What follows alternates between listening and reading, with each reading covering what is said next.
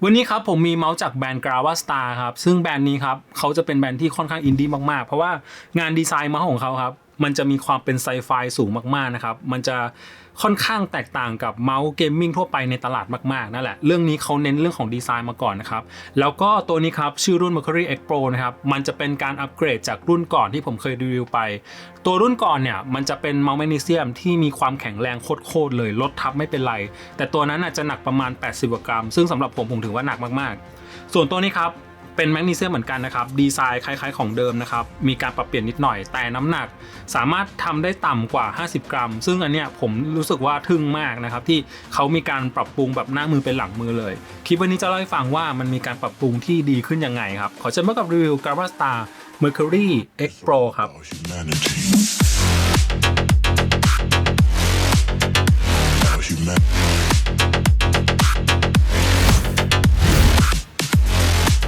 คือช่องของเราเคยรีวิวตัวก่อนหน้านี้ครับ Mercury M1 Pro นะครับเป็นเมาส์แมกนีเซียมที่โคตรแข็งแรงเลยเพื่อนๆลองดูคลิปนี้นะครับโยนลงมาจากชั้น2ไม่พังนะครับเอาไม้เบสบอลทุบไม่พังนะครับรถทับไม่พังครับซึ่งเพื่อนๆดูดิแม่งแบบมันเป็นอะไรที่ผมรู้สึกว่าแปลกมากแต่ก็แอบมีคำถามในใจเหมือนกันว่าเฮ้ยเราต้องการเมาส์เกมมิ่งที่มันแข็งแรงขนาดนี้หรือเปล่าซึ่งสำหรับตัวผมรู้สึกว่ามันค่อนข้างที่จะไร้ประโยชน์ไปสักนิดหนึ่งคือโอเคแหละมันเท่มันเจ๋งมันแข็งแรงแต่เวลาเราเล่นเกมเราไม่ได้ใช้พวกเนี้ยเราไม่ได้ใช้ความสามารถตรงเนี้ยแล้วทาง Grava Star ครับก็เลยออกมาเป็นรุ่นนี้ครับ Mercury X นะครับแล้วก็เขาจะมี2รุ่นคือเป็น X ธรรมดากับ X Pro ตัว X Pro ก็สามารถใช้พลังงานเรทสูงสุดได้ที่ 8,000 นะครับก็เรื่องของดีไซน์ครับคล้ายๆของเดิมเลยนะเพียงแต่ว่าจะมีการตัดทอนบางส่วนให้มันมีความเพรียวลงนะครับให้มันมีน้ำหนักที่เบาลงนะครับของในกล่องอย่างแรกเลยก็คือตัวเมาส์ครับจะเป็นรูปทรงประมาณนี้นะครับแล้วเขาก็ปัจจุบันนะมีอยู่4ลวดลายครับก็สวยทุกแบบเลยแล้วก็นี่คือหน้าตาของตัวรับเพื่อนๆตัวรับพลังงานเรทสูงสุดที่ 8,000 ครับดูขนาดตัวรับยังล้ำเลยซึ่งถ้าเกิดเสียบเคเบิลครับจะมีไฟนะอันนี้นะดูเพื่อนๆเท่มากนี่ตัวรับนะใส่เคเบิลครับเบสิกเลยกริปเทปสำรองครับแล้วก็ให้กริปเทปมานะครับกริปเทปลายประมาณนี้ซึ่งกริปเทปตัวเนี้ยมันจะคุมตัวเมาส์ได้ทั้งตัวเลยนะครับปิดรูตรงเนี้ยสามารถปิดได้หมดเลยแล้วก็ด้านข้างเหมือนกันนะครับซึ่งอันนี้ผมคิดว่ามันจำเป็นนะเพราะว่าเมาส์ตัวเนี้ยผมสปอยก่อนเลยแล้วกันไอ้พวกรูต่างๆพวกเนี้ยนะครับเวลาเราเอานิ้วไปจิกเอานิ้วไปกดผมมีความรู้สึกว่ามันแอบระคายเคืองนิดนึงคือตรงเนี้ยมันไม่ค่อยมีการลบคมเท่าไหร่นะครับคือด้านบนไม่เป็นไรนะด้านบนผมรู้สึกเฉยๆนะแต่ด้านข้างนะครับการที่เราเอากริปเทปมาปิดตรงรูด้านข้างตรงเนี้ยมันจะช่วยให้เราจับได้ถนัดมากขึ้นครับวัสดุตัวเนี้ยเป็นแมกนีเซียมอลลอยนะครับแน่นอนว่าแข็งแรงมากๆแล้วก็เบามากๆนะครับแต่มันจะไม่ได้มีความแข็งแรงเท่ารุ่นก่อนไอ้รุ่นที่ลดทับนะครับตัวนี้จะเป็นแมกนีเซียมเหมือนกันแต่มันจะมีความบางความหนาของเปลือกแมกนีเซียมตัวนี้ประมาณ 0.8 มิลนะครับแน่นอนมันยังแข็งแรงอยู่นะครับแต่ก็อาจจะไม่ได้แข็งแรงเท่ารุ่นเดิมซึ่งรุ่นเดิมมันหนักประมาณ88กรัมนะครับส่วนรุ่นนี้นะครับ X Pro อยู่ที่ประมาณ51กรัมนะครับ51กรัมแค่ไหนเอาง่ายๆนะครับตัวนี้เบากว่า Razer Viper VT Pro นะครับตัวนี้เบากว่าทั้งที่แบบผมรู้สึกว่ามันมีความเทอะทะคือมันเป็นเมาส์ที่มันดูเทอะทะดูแบบมีอะไรก็ไม่รู้เยอะแยะเลยนะครับแต่ก็51กรัมสำหรับผมถือว่าเบาพอสมควรนะอันนี้ต้องชื่นชมนะครับที่รีดน้ำหนักได้เบาพอสมควรโอเคด้านล่างมีรูนะครับซึ่งถ้าเกิดเราเปิดไฟ RGB เพื่อนๆจะเห็นเลยว่าตรงนี้มันจะเหมือนเป็นเปลือกพลาสติกนะครับเวลาแสงไฟโผล่มันจะค่อนข้างสวยมากๆนี่แหละผมรู้สึกว่าตัวเมาส์มันมีดีเทลที่เยอะมากๆเลยนะแล้วก็ยังรีดน้ำหนักได้เบาขนาดนี้ก็ต้องชื่นชมเขานะตัวเมาส์ผมรู้สึกว่าเป็นเมาส์ที่ไซส์ใหญ่พอสมควรนะครับยาวประมาณ125มิลนะแล้วก็สูงประมาณ41มิลถ้ามองจากพื้นด้านล่างนะครับไม่ใช่เมาส์ที่แคบเท่าไหร่นะครับมีความกว้างพอสมควรนะครับแล้วก็ฐานจะมีความบานออกนะครับเมาส์ตัวนี้ผมรู้สึกว่าไอ้ช่วงท้ายบริเวณตรงนี้นะครับมันจะมีความนูนโด่งสูงกว่าใครเพื่อนนะครับผมขอเปรียบเทียบง่ายๆแล้วกันขอเปรียบเทียบกับ Razer Viper VT Pro นะครับตามภาพเลยนะครับจะสังเกตว่าเจ้า Mercury X Pro เนี่ยนะครับส่วนท้ายจะมีความนูนโด่งมากกว่า Razer เยอะเลยนะครับส่วนความยาวผมรู้สึกว่าเท่ากันนะ125กับ127ผมรู้สึกว่าเท่ากันนะครับถ้าเกิดเราจะสรุปว่าเมาส์ตัวนี้มีรูปทรงเหมือน Viper แต่ส่วนท้ายมีความนูนโด่งมากกว่าก็อาจจะพูดได้นะเพราะว่ามันจะออกแนวเป็นเมาส์แบนๆเหมือนกันจุดคลิกมีความต่ำๆเหมือนกันนะครับหรือว่าถ้าเกิดจะเปรียบเทียบกับเมาส์ยอดฮิตอย่าง G Pro X Superlight 2นะครับก็ตามนี้เลยนะครับสังเกตว่ามีความอ้วนๆคล้ายๆกันนะครับมีความนูนโด่งคล้ายๆกันนะครับแล้วก็ส่วนตรงกลางนะครับจะเป็นเมาส์ที่ออกแนวกว้างๆหน่อยตรงกลางไม่ได้แคบมากนะครับก็เพื่อนๆลองตัดสินจากภาพแล้วกันว่าเมาส์ตัวนี้มันคล้ายตัวไหนแต่ส่วนตัวผมรู้สึกว่ามีความคล้ายไวเปอร์มากกว่านะครับเพียงแต่ว่าตรงนี้จะนูนโด่งกว่านิดนึงการจับผมรู้สึกว่าเมาส์ตัวเนี้ยมันถูกออกแบบมาให้จับแบบปาล์มกริปจ๋าๆเลย คือถ้าเกิดจับแบบปาล์มกริปอะมือเรามันจะค่อนข้างเต็มแล้วก็แนบสนิทมากนะครับผมรู้สึกว่าเมาส์ตัวนี้มันไม่เหมาะกับคนมือเล็กเลยเพราะว่าอะไรเพราะว่าไอ้ส่วนท้ายนี่แหละที่มันจะมีความนูนโด่งมากๆส่วนตัวผมจะจับแบบพวกคอกริปหรือว่าฟิงเกอร์ทิปนะผมก็แอบรู้สึกว่าเวลาผมแนบอุ้งมือไปมันทำให้นิ้วของผมต้องหดแบบนี้ใช่ไหมครับผมรู้สึกว่าไอ้จุดตรงเนี้ยจุดคลิกตรงเนี้ย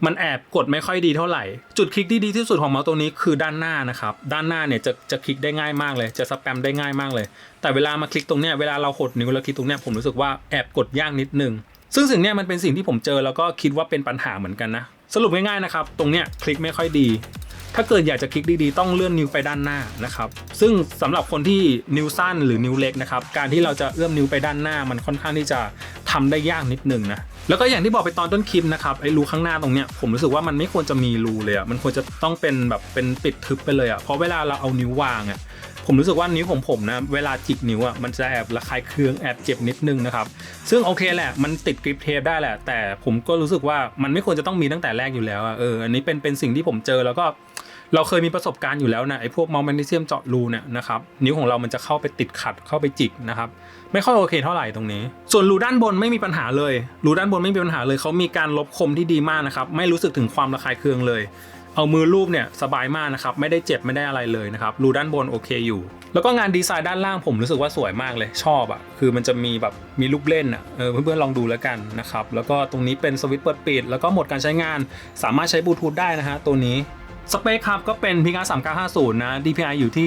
32,000 ครับแล้วก็ตัวนี้พลังเรทสูงสุดที่ 8,000 นะฮะแบตครับให้มาที่ 450 มิลลิแอมป์ครับก้อนใหญ่เหมือนกันนะใช้ได้ที่ประมาณ 110 ชั่วโมงนะครับแต่ถ้าเกิดเปิดไฟ RGB นะครับก็น่าจะเหลืออยู่ที่ประมาณ 70 นะครับเพราะว่าไฟ RGB ตรงนี้ค่อนข้างสว่างมากเหมือนกันนะสวิตช์คลิกนะครับผมไม่แน่ใจว่าเขาใช้ของเจ้าไหนนะเพราะว่าไม่มีข้อมูลเลยนะครับแต่ตามข้อมูลอันนี้เขาเขียนแค่ว่าสามารถคลิกได้ประมาณ100ล้านครั้งแต่ผมแอบรู้สึกว่ามันมีความนุ่มๆอยู่อ่ะมันคล้ายๆพวกโฟโนเหมือนกันนะตัวนี้นะครับก็ฟังเสียงคลิกนิดนึง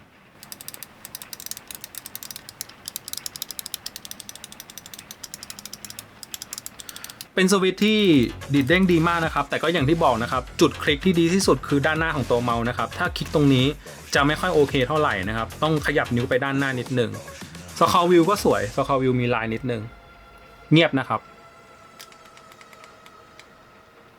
backward forward โอเคดีนะครับอยู่ในตำแหน่งที่ไม่ชนนิ้วแล้วก็การว่า Star สามารถตั้งค่าผ่านเว็บได้แล้วนะครับเป็นการเปลี่ยนแปลงที่ดีมากกดเชื่อมต่อเลยนี่ครับหน้าตาเว็บสวยมากนะครับก็การตั้งค่าเพิ่มต่างๆเนอะตรงนี้เรื่องของ performance ครับพลังงานสูงสุดที่ 8,000 นะครับแล้วก็ Liberty Tan มี 3 ค่านะครับเพราะว่าใช้ 3950 นะ Ripple Angle Motion Sync นะครับมาเลือกเปิดได้มาโคได้เหมือนกันนะครับแล้วก็โหมดไฟครับมีหลายโหมดเหมือนกันมันจะแสดงผลแบบเรียลไทม์เลยเพื่อนๆดูไฟสวยมากนะครับแล้วก็สว่างมากนะอันนี้เป็นปรับสว่างสุดนะครับผมรู้สึกว่ามันเหมือนเป็นของประดับโต๊ะเลยอ่ะเพราะไอ้ไฟตรงนี้แหละ Rolling Rate นะครับ 8,000 นะครับประมาณนี้ความรู้สึกในการใช้งานจริงครับผมรู้สึกว่าเจ้า Mercury ตัวนี้มันเป็นการปรับปรุงที่ดีกว่ารุ่นก่อนเยอะมากๆคือรุ่นก่อนก็ดีนะครับเพียงแต่ว่า80กว่ากรัมถือว่าหนักนะครับแล้วก็การที่เมาส์มันแข็งแรงมากๆมันไม่ได้ช่วยทำให้เราเล่นเก่งมากขึ้นตัวเนี้ยมีการลดน้ำหนักนะครับทำให้ตัวเมาส์เพรียวลงเบาลงนะครับรูปทรงดูแบบมีความเป็นเกมมิ่งมากขึ้นมีความเพรียวมากขึ้นแล้วก็หนักอยู่ที่ประมาณ51อ่ะผมถือว่าเบามากๆเลยนะถ้าเกิดดูจากรูปทรงมันนะคือมันเป็นเมาส์ที่ใหญ่นะครับดูทรงเป็นเมาส์ที่ใหญ่นะครับแล้วก็มีดีเทลอะไรเยอะแยะเลยมีรายละเอียดเยอะแยะเลยแต่สามารถรีดน้ำหนักได้ประมาณนี้ผมถือว่าโอเคมากๆแล้วก็ด้วยความที่เป็นแมกนีเซียมตัวนี้น่าจะเป็นแมกนีเซียมแท้ด้วยนะครับ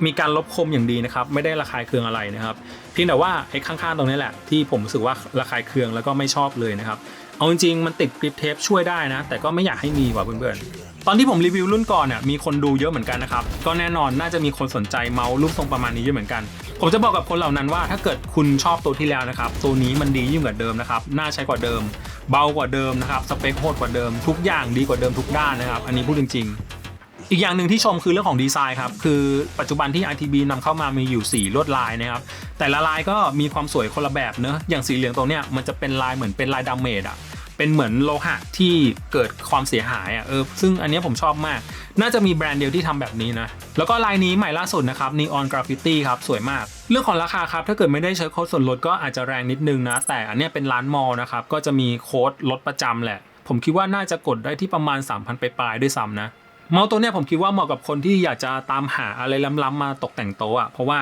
เรื่องของดีไซน์แม่งกินขาดมากๆนะครับแล้วก็สามารถนำไปใช้เล่นได้จริงเนื่องจากสเปคโหดมากน้ำหนักเบามากนะครับทุกอย่างเป็นการอัปเกรดที่ดีกว่ารุ่นก่อนมากๆก็แนะนำอีกหนึ่งตัวนะครับถือว่าเป็นเมาส์ที่แปลกพอสมควรนะครับแล้วก็น่าสะสมมากๆครับ